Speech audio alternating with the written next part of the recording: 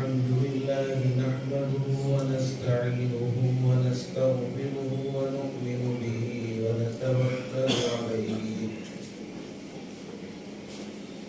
ونعوذ بالله من شرور أنفسنا ومن سيئات أعمالنا من يهده الله فلا مضل له ومن يضلل فلا هادي له ونشهد أن لا إله إلا الله وحده لا شريك له ونشهد أن محمدا عبده ورسوله صلى الله تعالى عليه وعلى آله وأصحابه وبارك وسلم تسليما كثيرا كثيرا أما بعد فأعوذ بالله من الشيطان الرجيم بسم الله الرحمن الرحيم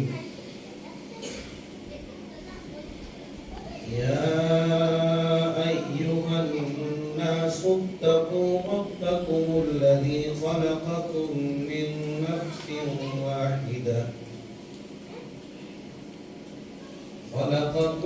من نفس واحدة وخلق منها زوجها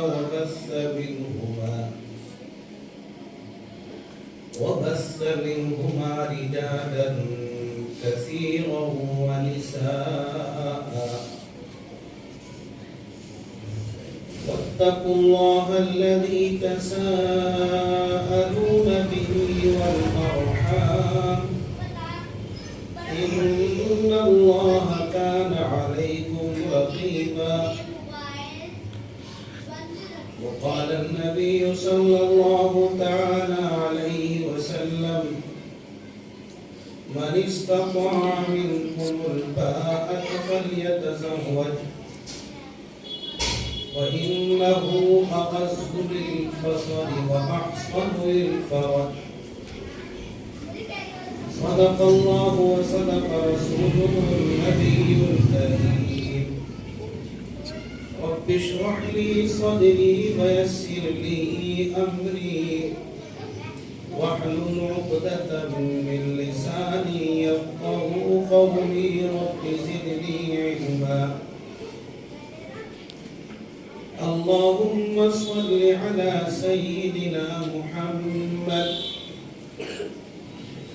وعلى آل سيدنا محمد وبارك وسلم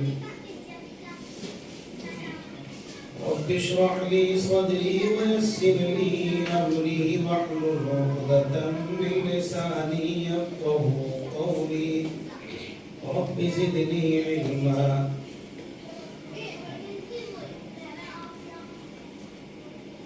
معزز علماء کرام بزرگوں دینی بھائیوں اور پیارے بچوں آپ کے اس مکتب کا یہ پروگرام یہ اجلاس جس کے اندر آپ حضرات نے طلبہ کی زبانی قرآنی آیات تلاوت کی انہوں نے آپ حضرات نے اس کو سنا اور ماشاءاللہ ناظم جلسہ نے حضرت مفتی محمد نعمان صاحب نے نعت بھی بہت عمدہ بہت اچھی آپ کے سامنے پیش کرائی اب نظام کے تحت مجھے حکم ملا ہے کہ میں آپ کے سامنے کچھ باتیں عرض کروں اور میں نے اپنا پیغام آپ کی سماعتوں تک کے کانوں تک پہنچانے کے لیے اللہ کے پاک کلام کی ایک آیت کا سہارا لیا ہے۔ اس کے بعد میں جناب نبی اکرم صلی اللہ علیہ وسلم کی ایک حدیث آپ کے سامنے پیش کی ہے۔ اسی آیت اور اسی حدیث کی روشنی میں چند باتیں مجھے آپ کے سامنے پیش کرنی ہے۔ اللہ تعالیٰ سے دعا کرے کہ اللہ تعالیٰ کہنے والے کو صحیح کہنے کی اور سننے والوں کو صحیح سننے کی اور ہم سب کو عمل کی توفیق سے نواز دے۔ میرے بھائیوں، اصل دین کی باتوں پر عمل کرنا ہے، نہ کہنا اصل ہے نہ سننا اصل ہے۔ کہنے والے کہتے رہیں، سننے والے سنتے رہیں، اور عمل کا ارادہ کسی کا بھی نہ ہو تو پھر میرے بھائیوں کہنا بھی حقارت اور سننا بھی حقارت۔ میں نے آپ کے سامنے قرآن کریم کی جو آیت کریمہ پڑھی ہے، یہ وہ آیت ہے جس کو عموماً ائمہ حضرات نکاح کے خطبے میں پیش کرتے ہیں اور پڑھتے ہیں، اور یہ ائمہ اور خطبہ اپنی طرف سے نہیں پڑھتے بلکہ آقا مدنی صلی اللہ علیہ وسلم کی سنت ہے۔ نبی اکرم صلی اللہ علیہ وسلم جب خطبہ نکاح پڑھتے تھے تو قرآنی چند آیتیں آپ اپنے خطبے میں تلاوت فرماتے۔ انہی آیتوں میں سے ایک آیت یہ بھی ہے جو میں نے آپ کے سامنے پڑھی ہے۔ اس کے اندر اللہ تبارک و تعالی نے فرمایا، یا ایھا الناس، اے لوگو۔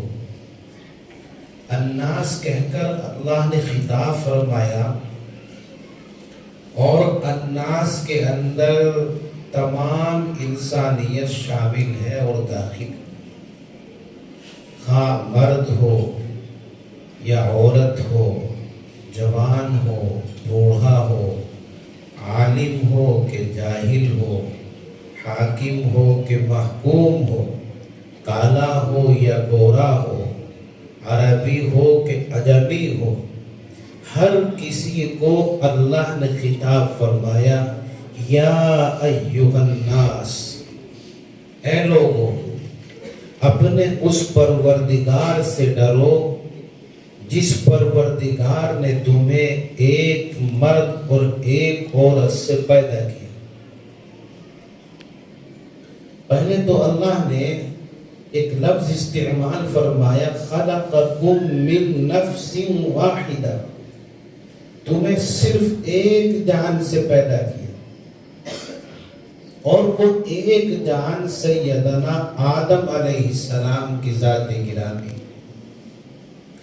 وَخَلَقَ مِنْهَا زَوْجَهَا، اور اسی ایک جان سے اس کے جوڑے کو بھی اللہ نے پیدا فرمایا، اور وہ جوڑا ہے حضرت حوا رضی اللہ عنہ۔ اللہ تعالیٰ نے سب سے پہلا جو فرد بشر پیدا کیا اس کو ہم اور آپ آدم کے نام سے جانتے ہیں۔ یہ حضرت آدم علیہ السلام اللہ کی تخلیق کا انوکھا انداز اور اللہ کی تخلیق کا کرشمہ ہے۔ اللہ تعالیٰ نے حضرت آدم علیہ السلام کو مٹی سے بنایا، پتلا تیار کیا، مجسمہ تیار کیا، اور پھر اللہ نے اس کے اندر روح ڈالی، جان ڈالی، آدم کو وجود ملا۔ یہ جو ہم اور آپ جنہیں انسان کہا جاتا ہے، اس انسان کی تخلیق اللہ نے 4 طریقے پر فرمائی۔ ان 4 طریقوں میں سے ایک طریقہ عام ہے اور 3 طریقے خاص ہیں۔ حضرت آدم کو اللہ تعالیٰ نے خاص طریقے پر پیدا فرمایا، وہاں ان کا نہ کوئی باپ تھا نہ کوئی ماں تھی، اس لیے کہ ان سے پہلا کوئی انسان ہی نہیں، نہ کوئی مرد ہے نہ کوئی عورت ہے۔ حضرت آدم کی تخلیق اور آپ کا وجود بغیر ماں اور باپ کے ہوا ہے، یہ پیدا کرنے کا خاص طریقہ۔ پھر اللہ تبارک و تعالی نے ایک خاص طریقہ اور اختیار فرمایا اور اس خاص طریقے سے حضرت حوا کو پیدا کیا۔ حضرت حوا رضی اللہ عنہا کا باپ آدم کی شکل میں موجود ہے مگر ماں کوئی نہیں، اس لیے کہ ماں کس کو بنایا جاتا؟ کوئی عورت ہے ہی نہیں، پہلے عورت ہی حضرت حوا ہے۔ تو حضرت حوا کو بغیر ماں کے صرف باپ سے وجود بخشا، یہ بھی آپ کو اللہ تبارک و تعالی نے خاص طریقے پر پیدا فرمایا۔ پھر ایک مرد اور ایک عورت دونوں کو وجود مل گیا، مرد بھی اللہ نے پیدا کر دیا، عورت کو بھی اللہ نے پیدا کر دیا۔ اب جو عام طریقہ ہے، جس عام طریقے پر اللہ نے ساری کائنات کو وجود دیا، سارے نبی اللہ نے اسی طرح سے پیدا کیے، سارے ولی اللہ نے اسی طرح سے پیدا کیے، ہمیں اور آپ کو اسی طرح سے بنایا۔ وہ طریقہ ہے مرد اور عورت باہم ملاقات کریں، ملیں اور اللہ کا حکم ہو، حمل قرار پائے، بچے کا تولد ہو، یہ عام طریقہ۔ میں اس عام طریقے پر گفتگو بعد میں کروں گا، پہلے ایک اور خاص طریقہ آپ کے سامنے پیش کیے دیتا ہوں۔ وہ خاص طریقہ ہے کہ اللہ نے ایک انسان کو ماں کے ذریعے بغیر باپ کے پیدا کیا، اور وہ ہے حضرت عیسیٰ علیہ السلام۔ حضرت عیسیٰ علیہ السلام کا کوئی باپ نہیں، آپ کی والدہ ہے حضرت مریم رضی اللہ عنہا۔ حضرت مریم، انہوں نے کوئی شادی نہیں کی، انہوں نے کوئی نکاح نہیں کیا اور نہ بدکاری کی جس کے نتیجے میں بچہ پیدا ہوا ہو۔ اللہ تبارک و تعالی نے خاص انداز پر حضرت عیسیٰ کو پیدا کیا، اور یہ آپ کی جو والدہ ہیں، آپ کی جو اماں ہیں حضرت مریم رضی اللہ عنہا، بڑی اہمیت کی حامل عورت، بڑی خوبیوں والی عورت۔ ان کی ولادت کا بھی عجیب واقعہ قرآن کے اندر بیان فرمایا گیا ہے۔ حضرت مریم رضی اللہ عنہا بیت المقدس کے ایک امام تھے، حضرت عمران، یہ ان کی بیٹی ہے۔ حضرت عمران کی اہلیہ محترمہ حمل سے تھی کہ اسی وقت میں عمران کا انتقال ہو گیا، اور بیوی حاملہ ہے، حمل سے ہے، امید سے ہے۔ اب حضرت عمران کی والدہ نے ایک منت مانی، اور منت یہ تھی کہ اگر اللہ تبارک و تعالی مجھے بچہ دے گا تو میں اسے بیت المقدس کی خدمت کے لیے آزاد کر دوں۔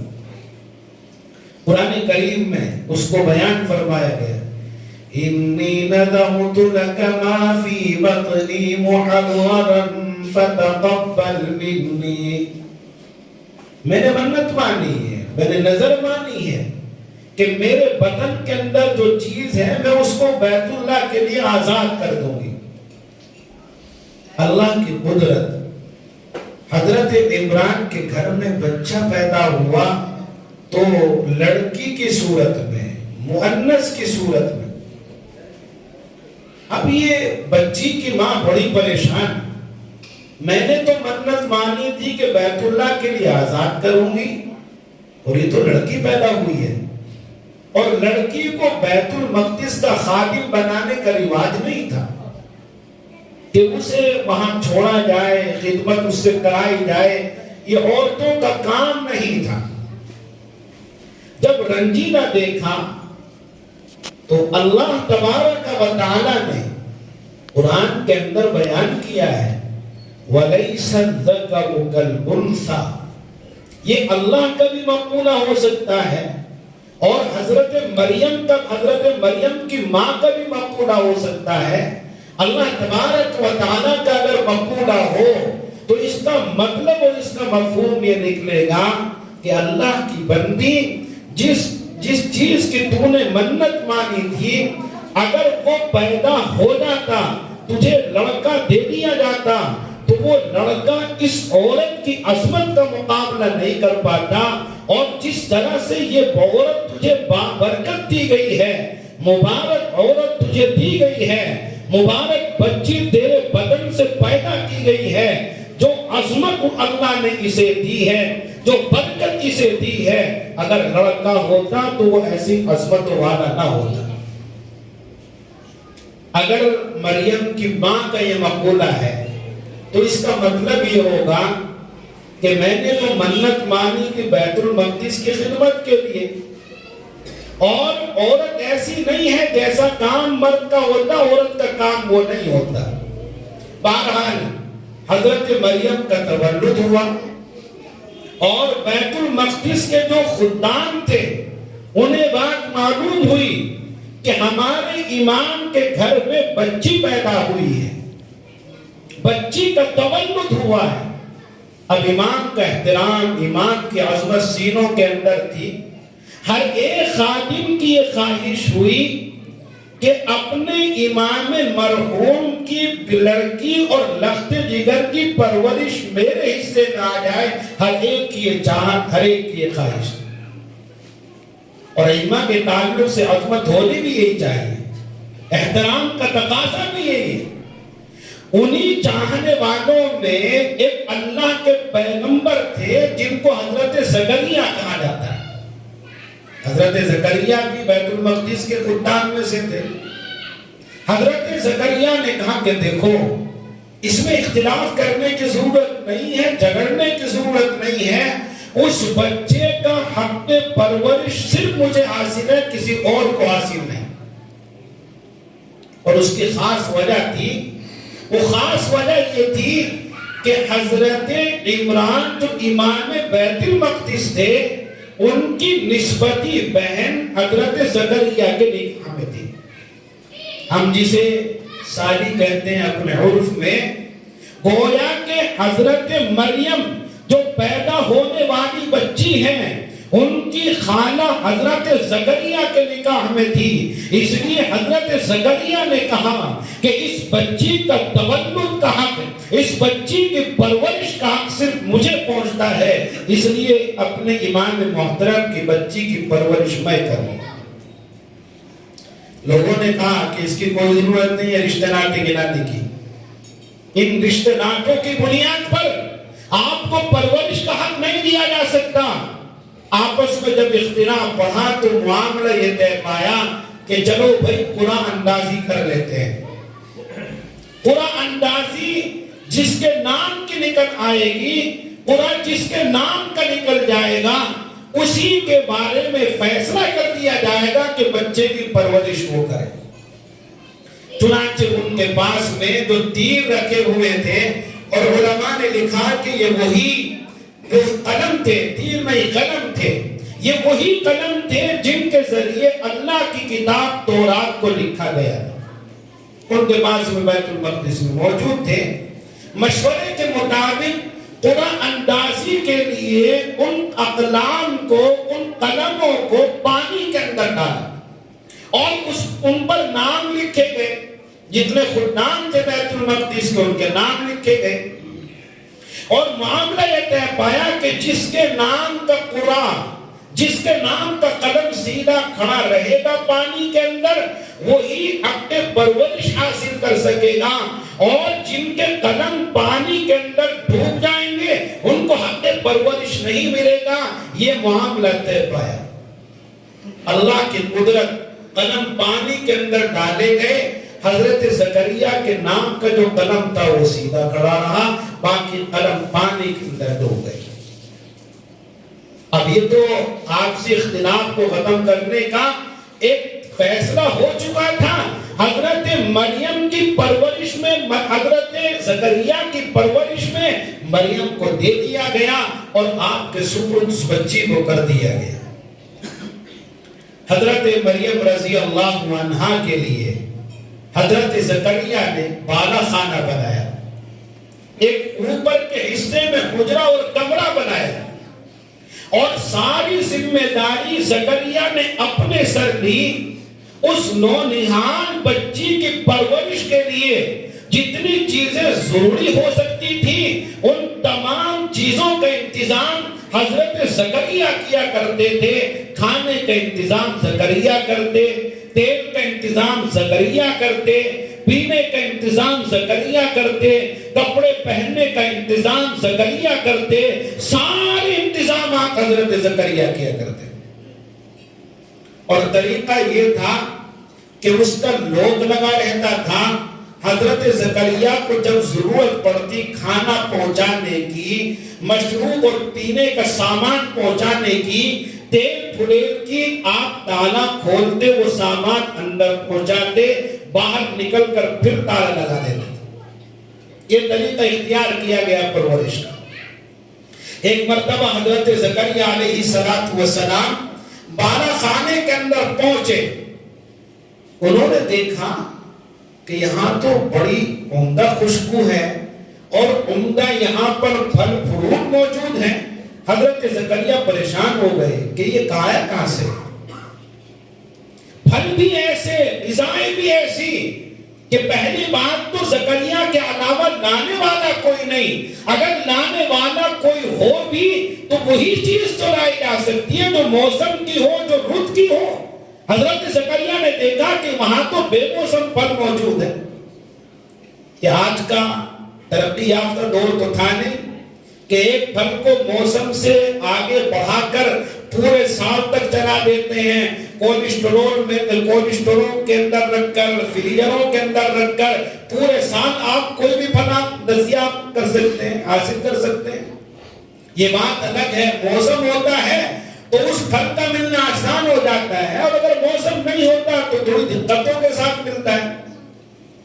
آم تقریباً سال بھر پورا ہوا چاہتا ہے، آم کے موسم کو، آم کے فصل کو، مگر آج بھی آپ چاہیں کہ ہمیں آم مل جائے تو بازار میں آپ کو آج بھی آم دستیاب ہو جائے گا، اس لیے کہ آج ٹیکنالوجی کا دور ہے، ترقی کا دور ہے۔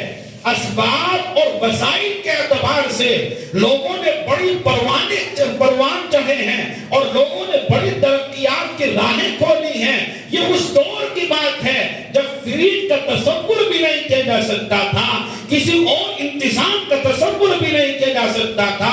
حضرت زکریا نے دیکھا کہ بے موسم پھل مریم کے پاس ہے، لانے والا کوئی نہیں ہے، لانے والا اگر کوئی ہو تو وہی تو چیز دستیاب کر سکتا ہے، وہی چیز تو لا سکتا ہے جو بازار کے اندر ملتی ہو، یہ تو بے موسم کے پھل ہے۔ حضرت زکریا نے پوچھا مریم میں پھل کہاں سے آئے؟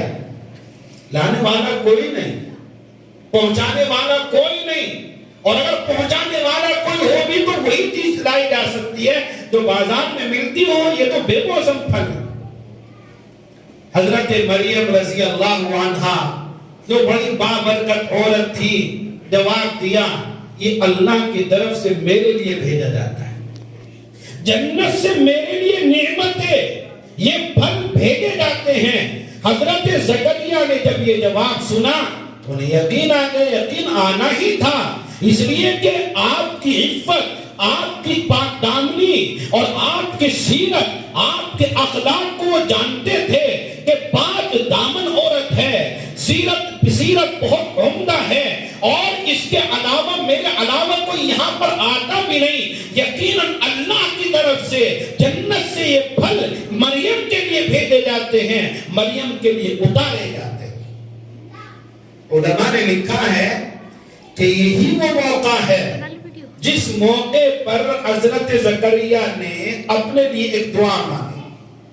حضرت زکریا نے دیکھا کہ جب اللہ تبارک و تعالی مریم کے لیے بے موسم پھل بھیج سکتا ہے تو اللہ اس ذات پر قدرت رکھتا ہے کہ وہ بے موسم اولاد بھی عطا کر دے، بے موسم اولاد بھی عطا کر دے۔ حضرت زکریا اللہ کے پیغمبر ہیں، یہ مطلب نہیں ہے کہ زکریا کو یقین نہیں تھا اللہ کی ذات پر۔ حضرت زکریا اللہ کی قدرت کو نہیں جانتے تھے، اللہ کی قدرت کو نہیں پہچانتے تھے، یقین کامل تھا۔ حضرت زکریا کو یقین تھا کہ اللہ کی ذات اس چیز پر قادر ہے، جب چاہے جسے چاہے اولاد عطا کر سکتا ہے۔ مگر مشاہدے کے طور پر جب اس قدرت کو دیکھا تو امنگ انگڑائی لینا شروع کر دیتی ہے، جذبات ابھرنا شروع کر دیتے ہیں اور اللہ کے سامنے دعا مانگتے ہیں۔ سورہ مریم کے اندر اللہ نے حضرت زکریا کی دعا کو بیان کیا ہے۔ اللہ فرماتا ہے کافہا یا عین صاد ذکر رحمت ربک عبدہ زکریا اذ نادى ربه نداء خفيا۔ اللہ کے پیغمبر دعا مانگتے ہیں اور دعا آہستگی کے ساتھ مانگتے ہیں، چپکے سے دعا مانگتے ہیں، کوئی آس پاس پر بیٹھا ہو کھڑا ہو اس کو آواز نہ جا سکے۔ بہت بڑے مفسر ہیں، علامہ ہیں، حضرت مولانا اشرف علی تھانوی رحمت اللہ علیہ، حضرت مولانا نے لکھا ہے کہ زکریا دعا مانگ رہے اور چپکے سے دعا مانگ رہے۔ اس کی خاص حکمت یہ بیان کی حضرت نے کہ اگر زور سے دعا مانگتے اور کوئی اس دعا کو سن لیتا تو کہہ سکتا تھا دیکھو بوڑھا ہو گیا ہے، 120 سال کی عمر اس بوڑھے کی ہو گئی اور اسے اللہ سے اولاد مانگتے ہوئے شرم نہیں آئی، یہ بڑھاپے میں اللہ سے اولاد مانگ رہا ہے۔ اس لیے حضرت زکریا علیہ السلام نے اللہ سے اولاد مانگی، وَلِيَّ يَرِثُنِي وَيَرِثُ مِنْ آلِ یعقوب، ایک ولی مجھے عطا فرما دے جو میرا اور آل یعقوب کا وارث بن سکے، اس کی وراثت کو سنبھال سکے۔ اللہ سے دعا مانگی اور آہستگی کے ساتھ دعا مانگی اور ساتھ ساتھ میں یوں بھی کہا قال رب انی وهن العظم منی واشتعل الرأس شیبا ولم اکن بدعائک رب شقیا۔ اللہ میں جانتا ہوں میں جوان نہیں ہوں، میں بوڑھا ہوں، میری ہڈیاں پرانی ہو گئی ہیں، جوانی ختم ہو گئی ہے، بال سفید ہو گئے ہیں، بڑھاپا آ گیا ہے، لیکن تیری ذات پر مجھے یقین ہے، میں نے جب بھی تجھ سے دعا مانگی ہے میں تجھ سے مانگ کر اپنے آپ کو محروم نہیں پانے والا۔ اللہ سے دعا مانگی، 120 سال کی عمر حضرت زکریا کی، اور یہ امنگ کہاں سے پیدا ہوئی؟ حضرت مریم کے بالا خانے، آپ کے کمرے کے اندر بے موسم پھلوں کو دیکھ کر اللہ تعالیٰ نے حضرت زکریا کی دعا کو قبول فرمایا اور بڑھاپے کے اندر ایسا ہونہار اللہ نے بچہ عطا فرمایا کہ صرف وہ بچہ ہی نہیں تھا بلکہ وقت کا نبی تھا۔ حضرت یحییٰ علیہ السلام بڑھاپے کے اندر پیدا ہوئے۔ بہرحال مجھے ان واقعات کی تفصیل میں نہیں جانا، حضرت مریم رضی اللہ عنہا حضرت زکریا کی پرورش میں پروان چڑھ رہی ہیں، اور جب آپ جوان ہو گئی، بڑی ہو گئی، تو اللہ تبارک و تعالیٰ نے آپ کے رحم مادر میں پھونک مارنے کے لیے، آپ کے رحم کے اندر پھونک مارنے کے لیے جبرائیل امین کو بھیجا۔ جبرائیل امین علیہ السلام تشریف لائے اور مریم کے گریبان کے اندر پھونک ماری۔ اس پھونک مارنے کے نتیجے میں اللہ تعالیٰ نے حضرت مریم کو حاملہ بنا دیا، امید سے بنا دیا، بچہ بھی پیدا ہو گیا۔ اور علماء نے لکھا ہے کہ حاملہ ہونے میں اور بچہ پیدا ہونے میں کوئی زیادہ وقت نہیں لگا، جیسے 9 مہینے 9 مہینے لگتے ہیں ایسا نہیں. ادھر حضرت جبرائیل نے پھونک ماری, اللہ کی قدرت سے عمل قرار پایا اور بچہ پیدا ہو گیا. اب اس بچے کو گود میں تھامے ہوئے, اس بچے کو گود میں لیے ہوئے مریم جب اپنے گھر خاندان میں آتی ہے تو سنا قرآن سے پوچھے لوگوں نے کیا کہا. لوگوں نے تہمت لگائی, الزام لگایا, قرآن نے اسے نقل کیا ہے. قرآن کہتا ہے یا اخت ہارون ما کان ابوک امرأ سوء وما کانت امک بغیا. قرآن کہتا ہے لوگوں نے کہا اے ہارون کی بہن توبہ توبہ توبہ, یوں کیا کام کر کے آئی ہے تو, یہ کیسے بچہ لے کر کے آئی ہے. ماں کان ابوک امرأ سوء وما کانت امک بغیا. نہ تیرا باپ حرامی تھا نہ تیری ماں حرامی تھی, تو یہ حرام کے نتیجے میں بچہ کہاں سے لے کر کے آئی ہے. یہ گندا کام تو نے کیسے کیا ہے, منہ کالا کر کے بچے کو لے کر کہاں سے آئی ہے. لوگوں نے تہمت لگائی, الزام لگایا, آپ کی کردار کو خراب کرنے کی کوشش کی. حضرت مریم کو پہلے ہی پتا تھا, اللہ نے بچے کی خوشخبری سنائی تھی تو مریم نے کہا تھا اگر میں بچہ لے کر کے جاؤں گی لوگ کیا کہیں گے, میں کیا جواب دوں گی. اللہ نے سارا پورا سسٹم تیار کر دیا تھا کہ لوگ پوچھیں گے, تہمت لگائیں گے, تو تجھے جواب دینے کی ضرورت نہیں ہے. جس بچے کو گود میں تھام کر لے کر کے جا رہی ہے اسی بچے کی طرف اشارہ کرنا تیری عفت کا پتہ کھول دے گا, تیری پاک دامنی کی گواہی وہ بچہ دے گا. وہی بچہ بتائے گا میں حرامی ہوں کہ حلالی ہوں, زنا کے نتیجے میں پیدا ہوا ہوں یا اللہ کے خاص کرشمے کے تحت مجھے پیدا کیا گیا. قرآن کہتا ہے فَأَشَارَتْ إِلَيْهِ, حضرت مریم نے بچے کی طرف اشارہ کیا کہ ہمارے میں دودھ پیتا بچہ, کہ ہمارے میں پلنے والا بچہ ابھی چل نہیں سکتا, بول نہیں سکتا, سن نہیں سکتا, جواب نہیں دے سکتا. اس بچے کی طرف اشارہ کیا تو لوگوں کا پارا اور آسمان پر چڑھ گیا. پہلے سے غصے میں تو لوگ کہنے لگے اچھا ایک حرام کام کر کے آئی ہے پھر ہمارا بیوقوف بھی بناتی ہے. ہم جواب مانگ رہے, بچے کی طرف اشارہ کر رہی ہے. قالوا کیف نکلم من کان فی المہد صبیا, ہم اس بچے سے کیا پوچھے جو گہوارے کے اندر پڑا ہے, اس بچے سے کیا سوال کریں تو ابھی دودھ پیتا بچہ ہے. ابھی یہ باتیں چل ہی رہی تھی, وہ معصوم سا بچہ, وہ گہوارے میں پلنے والا بچہ, وہ گود میں کھیلنے والا بچہ, وہ دودھ پیتا بچہ, اللہ تبارک و تعالی اس بچے کو گویائی عطا فرماتا ہے. وہ بچہ کہتا ہے قال انی عبد اللہ, میں اللہ کا بندہ ہوں, میں اللہ کا بندہ ہوں. اور تم جیسے خرافاتیوں کی طرح نہیں ہوں, تم جیسے نکموں کی طرح نہیں ہوں. حضرت عیسیٰ نے اپنا تعارف بھی کرایا, ساتھ ساتھ میں اپنا پتہ بھی بتلایا کہ میری ماں حرام کام کر کے مجھے لے کر نہیں آئی ہے. اللہ تعالیٰ نے مجھے اپنی قدرتی کرشمہ سازی سے پیدا کیا ہے اور میں اللہ کا بندہ بن کر کے آیا ہوں. آتانی الکتاب وجعلنی نبیا, اللہ نے مجھے کتاب عطا فرمائی ہے, اللہ نے مجھے نبی بنا کر کے بھیجا ہے. میرے بھائیو 3 خاص طریقے, حضرت آدم کو بغیر باپ اور ماں کے پیدا کیا, حضرت حوا کو صرف باپ سے پیدا کیا, حضرت عیسیٰ کو صرف ماں سے پیدا کیا. یہ اللہ کے وجود دینے کے تخلیق کے خاص طریقے ہیں جو 3 طریقے میں نے آپ کے سامنے پیش کیے.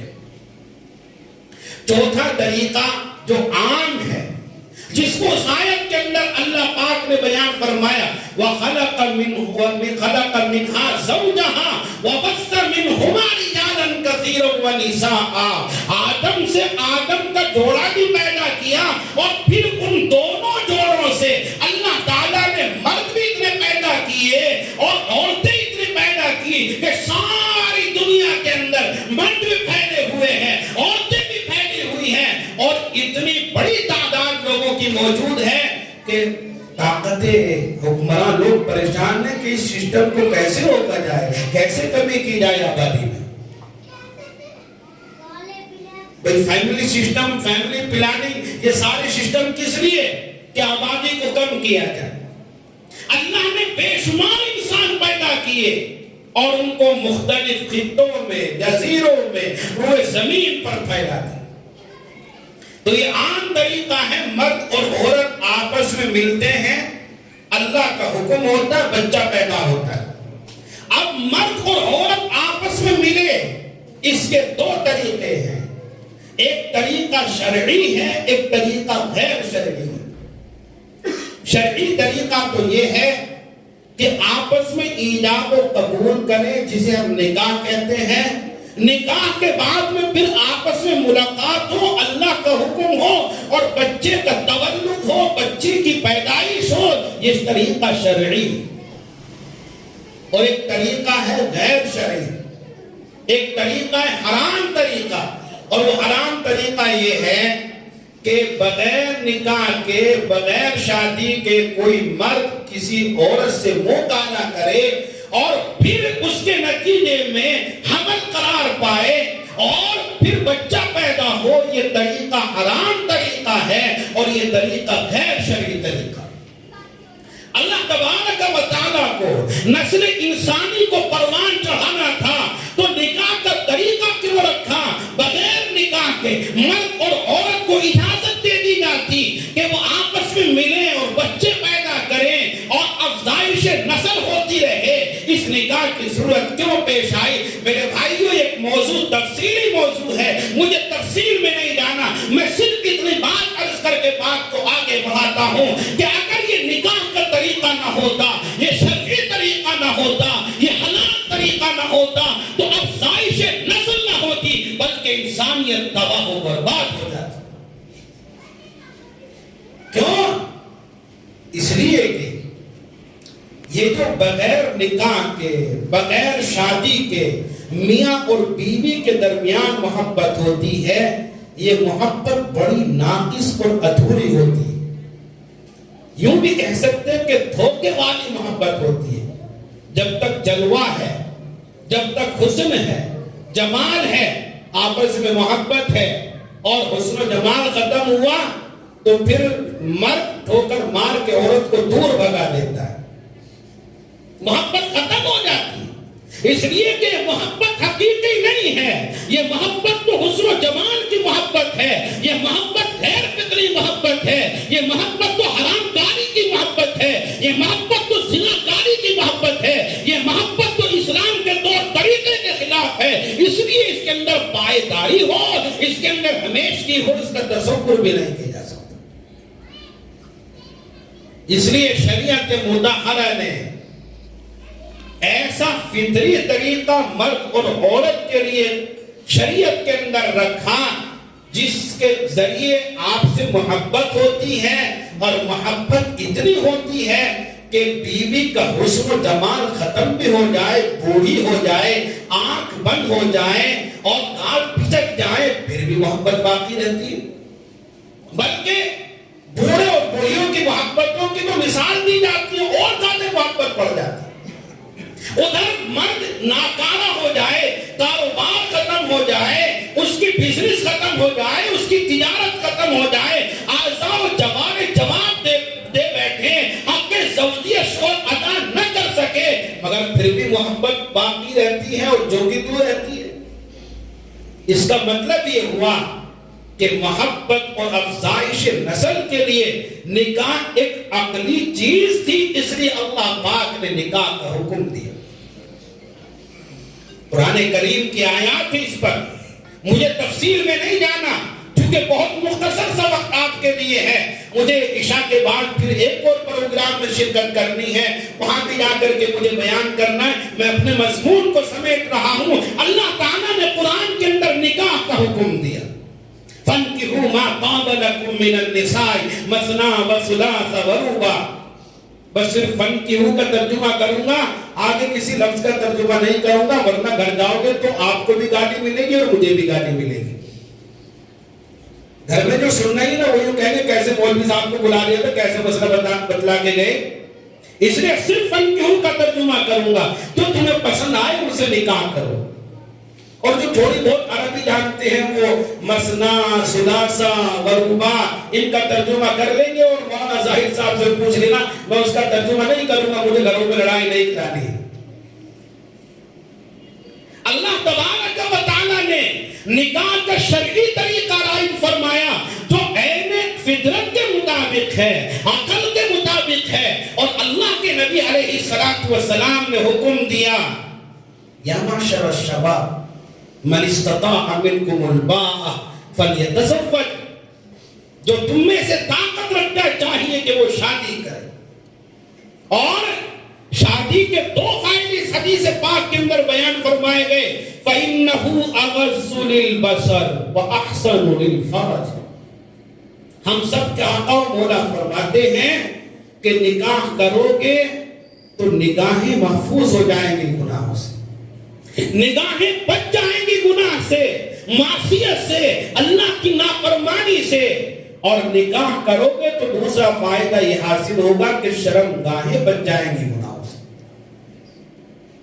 میرے بھائیوں، نکاح کے یہ دو فائدے ہر عقل مند آدمی ان کو سمجھ سکتا ہے کہ جب آدمی کی نکاح، آدمی کی شادی ہو جاتی ہے، نکاح ہو جاتا ہے تو اس کی نگاہیں بھی محفوظ ہو جاتی ہیں، اس کی شرمگاہ بھی محفوظ ہو جاتی ہے، چاہے وہ مرد ہو یا عورت ہو. الا کہ کسی کی فطرت ہی خراب ہو تو بات الگ ہے. یہ شادی کے دو فائدے. اب شادی کیسے ہو، شادی کا معیار کیا ہو، اس کی لمبی تفصیل ہے. قرآنی آیات کی روشنی میں اس تفصیل کو بیان کیا جائے تو اس کے لیے بھی وقت درکار ہے. لیکن اشارتاً عرض کیے دیتا ہوں کہ قرآن کریم میں نکاح کا جو معیار بیان کیا گیا ہے وہ امانت داری، دیانت داری، ایمانداری کو بیان کیا گیا ہے. حضرت موسیٰ علیہ السلام کا تفصیلی واقعہ قرآن کے اندر موجود ہے. اللہ تبارک و تعالیٰ نے حضرت موسیٰ کو بنی اسرائیل کا بڑا پیغمبر بنا کر کے بھیجا اور ان کے مصر میں پیدا ہوئے. اللہ تعالیٰ نے انوکھے انداز پر دشمن کے یہاں پرورش کرائی، تھپڑ بھی کھلوائے اور دودھ بھی پلوایا. اس کی ایک تفصیل ہے اور واقعہ بڑا لمبا ہے.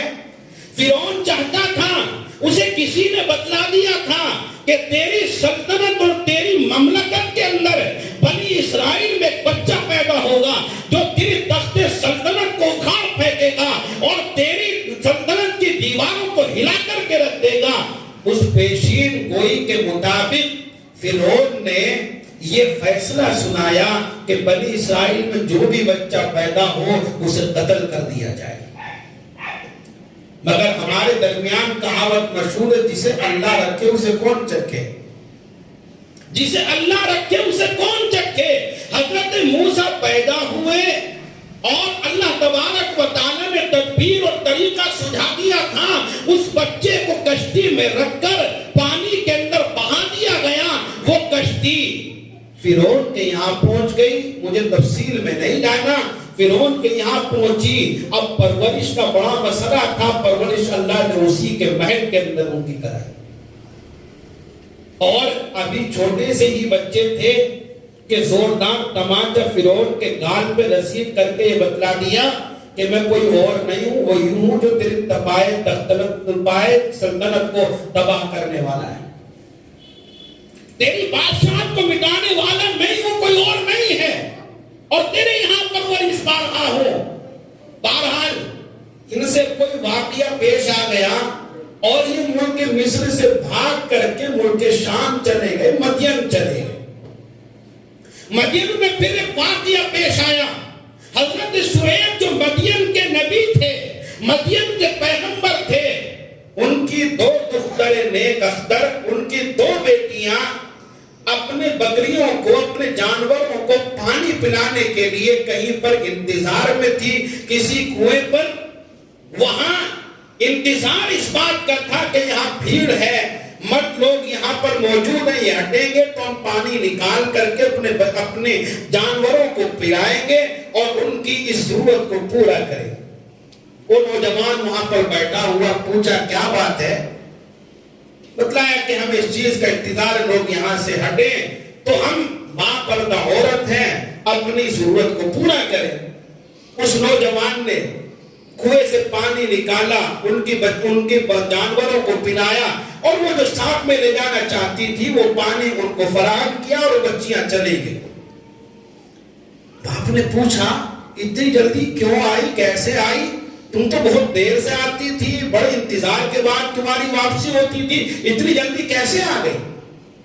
انہوں نے سارا واقعہ سنایا اور ایک بچی نے کہا کہ ابا جان وہ نوجوان تو بڑا طاقتور ہے اور وہ نوجوان امانت دار ہے، پردیس کا رہنے والا کوئی اجنبی ہے، اچھا ہو کہ آپ اسے اپنے یہاں نوکر رکھ لیں، آپ اپنے یہاں اسے ملازم رکھ لیں، آپ کو ضرورت ہے، آپ بوڑھے ہو چکے ہیں، ہم باپ پردہ بچیاں ہو کر ان کا کاموں کے اندر لگی رہتی ہیں، شرم و حیا کا بھی تقاضا یہ ہے کہ کوئی یہاں پر نوکر ہونا چاہیے۔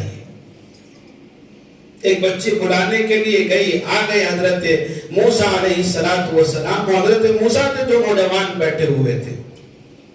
کچھ دن تجربہ کیا، حضرت شعیب نے کہا کہ بیٹی یہ نوکر بنانے کے قابل نہیں ہے بلکہ تو داماد بنانے کے قابل ہے۔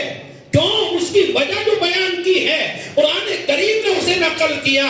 اللہ تبارک و تعالیٰ فرماتا شعیب نے کہا کہ داماد بنانے کے قابل اس لیے ہے کہ تو بڑا امانت دار نوجوان ہے، امانت دار نوجوان ہے۔ تو قرآن سے پتا چلا کہ نکاح کے لیے جو اہم چیز ہے اور نکاح کے لیے جو معیار ہونا چاہیے وہ امانت داری اور دینداری ہونی چاہیے۔ نبی علیہ السلام نے ارشاد فرمایا تنکح المرأة لأربع، کسی بھی عورت سے نکاح کیا جاتا ہے اس کی 4 وجوہات ہوتی ہیں، 4 اس کی بنیاد اور معیار ہوتے ہیں۔ کسی کے مال کی وجہ سے، کسی کے حسن و جمال کی وجہ سے، کسی کے حسب و نسب کی وجہ سے، کسی کے دین کی وجہ سے۔ اللہ کے نبی نے ارشاد فرمایا فَاظْفَرْ بِذَاتِ الدِّينِ، کہ تمہاری بیاہ شادیاں، تمہارے رشتے ناتے مال کی بنیاد پر نہیں، حسب و نسب کی بنیاد پر نہیں، حسن و جمال کی بنیاد پر نہیں، بلکہ دینداری کی بنیاد پر تم نکاح کرو اور اس کے ذریعے اپنے آپ کو کامیاب کرو۔ یہ میرے مصطفیٰ کا فیصلہ ہے۔ میرے بھائیوں، آدمی دینداری کے ساتھ حسن و جمال بھی تلاش کرے، کوئی گناہ کی بات نہیں ہے۔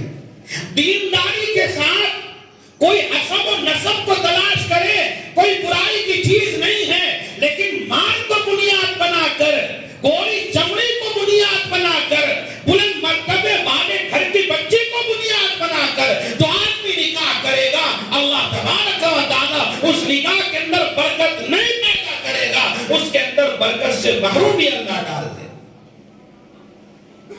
حدیث پاک کے اندر آقا مدنی نے ارشاد فرمایا کہ جو آدمی مال کے لیے شادی کرتا ہے، مال کو بنیاد اور معیار بنا کر شادی کرتا ہے، اللہ تبارک و تعالیٰ اس کے لیے تنگدستی کے علاوہ کسی اور چیز کو نہیں پیدا کرتا، اس کا فقر بڑھا دیتا ہے، اس کی تنگدستی بڑھا دیتا ہے، اللہ ٹینشن کے اندر اسے مبتلا کر دیتا ہے۔ اللہ کے نبی نے ارشاد فرمایا مال تمہارے لیے بنیاد نہیں ہے، حسب و نسب تمہارے لیے بنیاد نہیں ہے، حسن و جمال تمہارے لیے بنیاد نہیں ہے، بنیاد ہے تمہارے لیے دینداری۔